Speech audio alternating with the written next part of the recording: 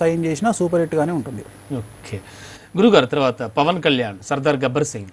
పవన్ కళ్యాణ్ పరిస్థితి ఎలా ఉండబోతోంది? ముఖ్యంగా 2 తెలుగు రాష్ట్రాల్లో ఈయన గురించి తెలుసుకోవాలన్న ఇంట్రెస్ట్ చాలా ఎక్కువ, రాజకీయంగాను ఇటు సినిమా పరంగాను. అవును, మన పవన్ కళ్యాణ్ జాతకరీత్యా ఈయనది మకర రాశి జాతకులు. 2017లో ఏలినాటి శని ప్రారంభం అవుతా ఉంది.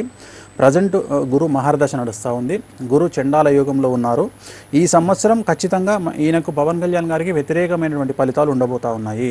మనకు రేపు ఇవాళ రిలీజ్ అవుతున్నటువంటి గబ్బర్ సింగ్ కనుక తీసుకుంటే ఖచ్చితంగా గ్రాఫ్ పడిపోయేటువంటి అవకాశాలు కనిపిస్తూ ఉన్నాయి. అంటే డబ్బులు వసూళ్లలో అనుమానం ఏం లేకపోవచ్చు, కానీ హిట్ అయితే అయ్యే అవకాశం లేదు. ఎబో యావరేజ్గా ఉండేటువంటి అవకాశాలు ప్రస్ఫుటంగా కనిపిస్తూ ఉన్నాయి. కారణం ఆయనకు ఉన్నటువంటి గురు చండాల యోగం వల్ల ఈ సమస్యలు ఏర్పడే అవకాశం కనిపిస్తూ ఉంది.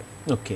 అండ్ ఫ్యూచర్లో in future Pawan Kalyan and Mahesh Babu పేర్లు చెప్తే ఖచ్చితంగా వాళ్ళిద్దరూ కూడా సూపర్ స్టార్స్ రేంజ్లో ఉన్నారు. మరి వీళ్ళిద్దరికి ఏమైనా క్లాషెస్ అంటే కెరీర్ పరంగా అడుగు? కెరియర్ పరంగా మహేష్ బాబును బీట్ చేసే అవకాశం అయితే లేదు పవన్ కళ్యాణ్. కారణం ఏంటంటే మహేష్ బాబు కంటిన్యూగా సినిమాలు చేసుకుంటూ వెళ్ళిపోతాడు, ఆయన కెరియర్ అదే. అన్ఎక్స్పెక్టెడ్లీ 2017 నుండి పవన్ కళ్యాణ్ సినిమా పరిశ్రమ నుండి నిష్క్రమించే అవకాశం కనిపిస్తూ ఉంది. సినిమాలు ఇంకా చేయనటువంటి పరిస్థితి గోచరిస్తూ ఉంది. ప్రేక్షకులకు ముఖ్యంగా ఆశాభంగం ఖచ్చితంగా ఆయన పొలిటికల్ సినారియో వైపు మళ్ళుతూ కెరియర్ వైపు వస్తూ టోటల్గా సినిమా పరిశ్రమనే వదిలిపెట్టే అవకాశం 100% కనిపిస్తూ ఉంది. 2017లో ఏలినాటి శని ప్రారంభం కాగానే ఆయన ఈ నిర్ణయం తీసుకునే అవకాశం కనిపిస్తుంది. Right sir.